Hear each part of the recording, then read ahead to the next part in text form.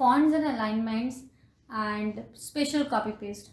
अब fonts and alignments basically क्या है कि आप कोई भी टेबल हेडिंग को आपने सिलेक्ट करके यहाँ पे बोल्ड कर दिया, यदि आपको कुछ कंटेंट इटैलिक कर दिया, हैंड राइटिंग स्टाइल अगर आपको चेंजेस करने तो आप यहाँ से कर सकते हैं, आपको कौन से बेसिस पे चाहिए। इसको मैंने थोड़ा स्मॉल रखा है।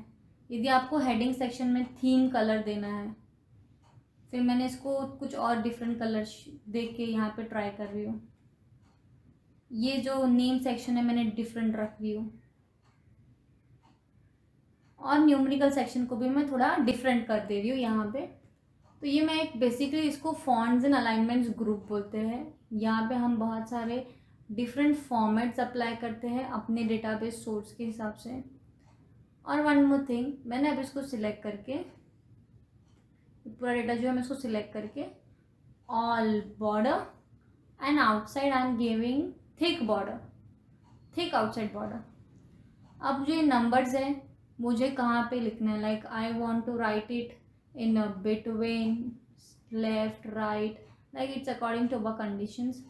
अभी जो ये नाम लिखा हो गया है इसको मैं टॉप पे रखना है, सेंट्रलाइज रखना है, that is also our choice of writing it out the names. अभी यहाँ पे और भी जैसे कि मैंने कुछ फंक्शंस अप्लाई कर दिया, इज इक्वल्स टू सम मैंने यदि अगर अप्लाई कर दिया, एक वैल्यू को सिलेक्ट करके एंटर, एंड हमें वैल्यूज़ भी यहाँ पे मिल रही है। तो हम लोग ने फॉन्ट एंड अलाइनमेंट्स तो देखा बेसिकली। सोशल स्टडीज़ में समझो मैंने यहाँ पे लिखा history, social study and social welfare. अभी ये एक ही में चाहिए मुझे एच में, और ऐसा लंबा नहीं चाहिए मुझे, थोड़ा अप एंड डाउन रहेगा तो चलेगा।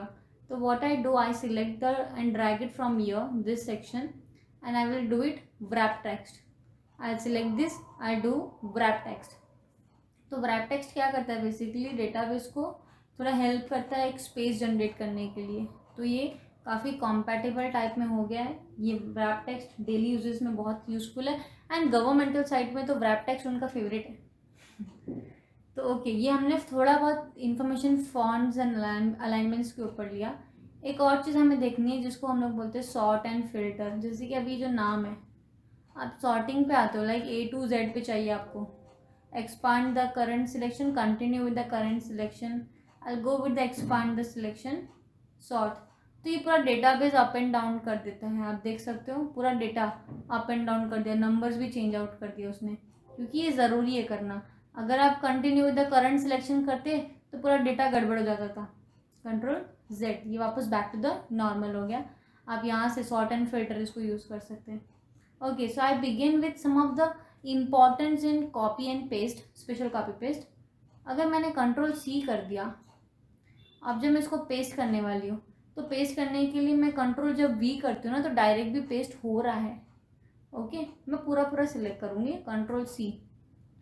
अब मुझे ना यहाँ पे मैंने देखो पेस्ट एज अ वैल्यूज़ लिया है, आप समझ रहे, मैंने पेस्ट एज अ वैल्यूज़ ले लिया है।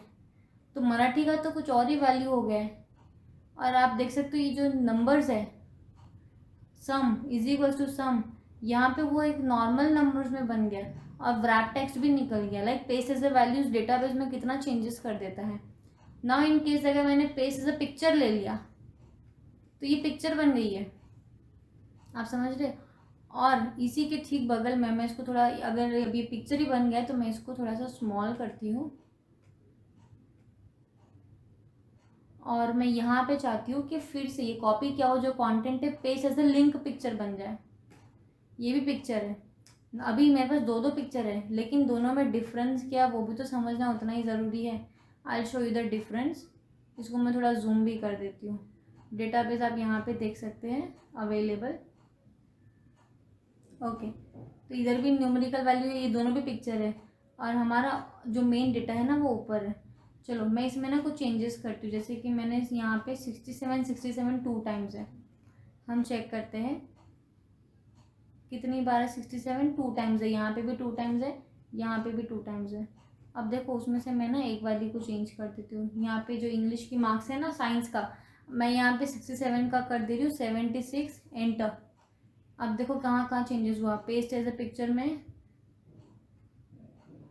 यहाँ पे 67 अभी भी 2 बार, और यहाँ पे क्या हो गया 76 हो गया।